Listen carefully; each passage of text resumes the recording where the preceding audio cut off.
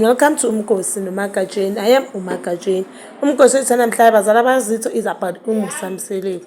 If you don't know, Musa Mseleku is a businessman, a TV presenter, a radio personality, and a lot more. But again, in SA simazi kakhulu ngesithembu sakhe uNkulunkulu umbusise ngabakhosikazi ayi-4 nabantwana abayi-10, which is uMacele, uMayeni, uMakhumalo, and uMangwabi. So the third wife, which is uMakhumalo, has bought Musa izicathulo ze-7,000 ophaca, guys. This is just izicathulo ophaca, cabanga 7,000 be-Versace. And uMusa Mseleku, hayi-ke guys, kusho ukuthi uMusa Mseleku ufana nami esikhwameni akibo.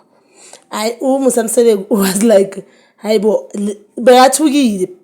Angifuni nje ukuyisho ngendlela wrong, bekathukile, and indlela i-expression yakhe, i-facial expression, you could see ukuthi he's happy. And but uthola nje imali ukuthi ophaca nje be-7,000.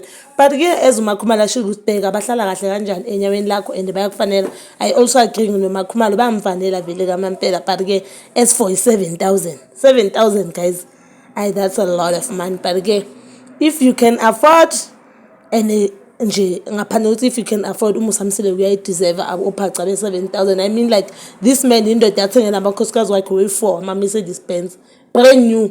So that means uyaba khona and uyaba spoiler. So you can see if always uhlala bakhipha, so he deserve ophaca be-Versace. That is all for today, bazala bami. So please don't forget to like, subscribe, and hit that notification button. Nginithanda ukuya nokubuya.